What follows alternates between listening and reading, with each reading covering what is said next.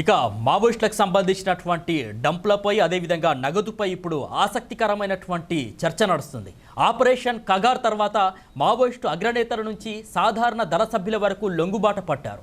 మావోయిస్టులు భారీ సంఖ్యలో లొంగిపోతున్న క్రమంలో వారు సేకరించినటువంటి కోట్లాది నగదు ఎక్కడ, ఎవరి ఆధీనంలో ఉంది, డంపుల సంగతి ఏంటి అనే అంశాలపై పోలీసు వర్గాలు దృష్టి సారించినట్లుగా తెలుస్తోంది. అయితే ఈ క్రమంలోనే వారికి విస్తుపోయే విషయాలు మరి వెలుగులోకి వచ్చినట్లు కూడా వార్తలు వస్తున్నాయి. మావోయిస్టు సేకరించిన వందల కోట్ల నగదును ఏదైతే కరోనా సమయంలో బంగారం రూపంలోకి మార్చేసినట్లు కూడా నిఘా వర్గాలు ఇప్పటికే అనుమానాలు వ్యక్తం చేస్తున్నాయి.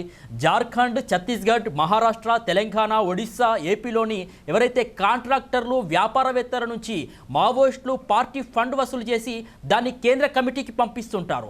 పార్టీకి నిధుల సేకరణకు గాను విస్తృత నెట్వర్క్ ఉందన్న విషయం జాతీయ విచారణ సంస్థ ఎన్ఐఏ దర్యాప్తులో వెల్లడైంది. ఇక మావోయిస్టులకు నిధులు అందకుండా పూర్తి స్థాయిలో అడ్డుకున్నా కూడా ప్రస్తుతం ఉన్న నిధులతోనే మరో 5-6 ఏళ్లు పార్టీని నడిపొచ్చవచ్చని, అయితే అప్పటిదాకా ప్రాణాలతో ఉండే పరిస్థితులు కనిపించకపోవడంతోనే మావోయిస్టులు లొంగుబాట పట్టారని కూడా పోలీసు వర్గాలు భావిస్తున్నాయి. ఇక మావోయిస్టులు తమకు అందిన డబ్బును 2 విధాలుగా మారుస్తున్నట్లు ఎన్ఐఏ అధికారులైతే గుర్తించినట్లు సమాచారం.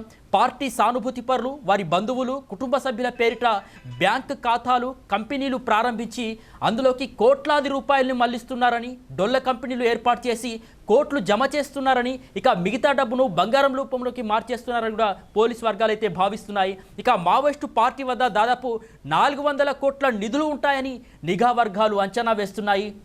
400 కిలోల బంగారం నిల్వలు కూడా ఉండొచ్చని అనుమానాలు వ్యక్తం చేస్తున్నారు. ఇక ఆ బంగారం అంతా కూడా అడవుల్లోని డంపుల్లో ఉందా, లేక బయటే సురక్షిత స్థావరాల్లో దాచారా అనే అంశంపై కేంద్ర రాష్ట్ర నిఘా వర్గాలు ఇప్పటికే దృష్టి సారించినట్టు తెలుస్తుంది.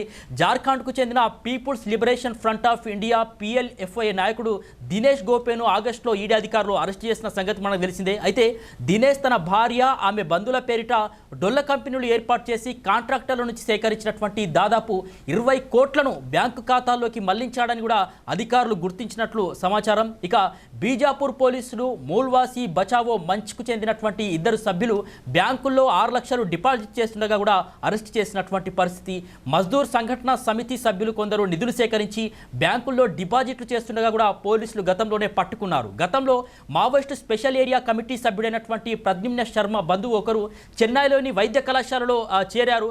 ఆ సమయంలో ఆమెకు సంబంధించినటువంటి దాదాపు కోటికి సంబంధించినటువంటి ఫీజు కూడా బ్యాంకు ఖాతాల ద్వారా ఇచ్చినట్లు దర్యాప్తు సంస్థ ఇప్పటికే గుర్తించినట్లు సమాచారం. ఇక ఇంత మొత్తంలో డబ్బును సులభంగా పంపగలుగుతున్నారంటే వారి బినామీ ఖాతాల్లో ఎంత నగదు ఉందనే వివరాలు తేలాల్సినటువంటి అవసరం ఉందని కూడా అధికారులు భావిస్తున్నారు. ఇక మావోయిస్టు పార్టీ నుంచి ఆయుధాలతో వెళ్ళి లొంగిపోతున్నటువంటి వారు, ఆయుధాలు వదిలి లొంగిపోతున్నటువంటి వారు తమ వద్ద ఉన్నటువంటి డబ్బు లెక్కల్ని పార్టీకి చెప్పిన తర్వాతే బయటికి వస్తుంటారని తెలుస్తుంది.